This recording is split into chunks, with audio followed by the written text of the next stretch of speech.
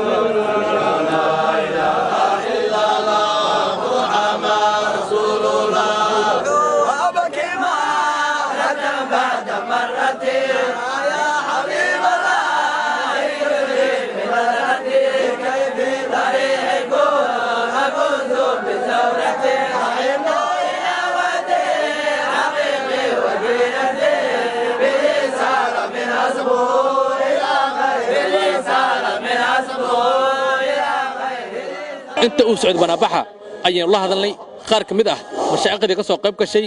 siyaarada iyagoo ka sheekeeyay taariikhdii iyo wanaagii alle ha u naxariistay Macallin Cartan waxa meeshan galabta la isugu yimid oo xadradan loo oogay ducada la isugu yimid muallimkayni kabiirka ahay Macallin Cartan oo Ilaahay oo makaniyay arladan muddo badan macallin quraan ahay oo 35 sano ziyaaradiisu hadda ay joogto sanadkii 35aad muddo badan Ilaahay quraankiisa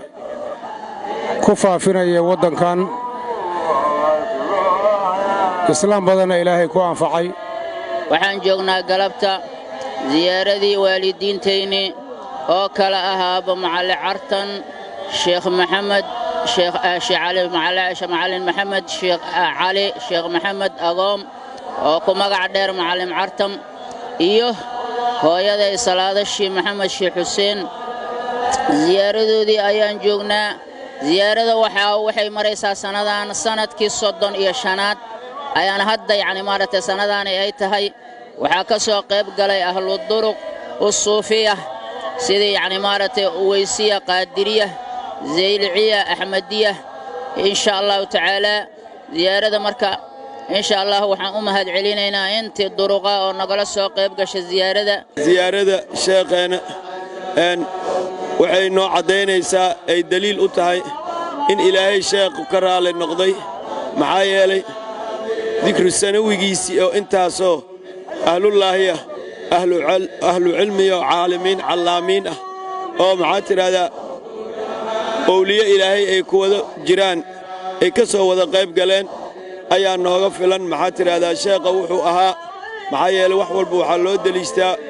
wixii tilmaantoodu ay noqoto sheekha intaanoo dhan waxay u marqaati kacayaan in Ilaahay ka raali noqday Saadam Cabdulla Siyaad telefishin qarka Soomaaliyeed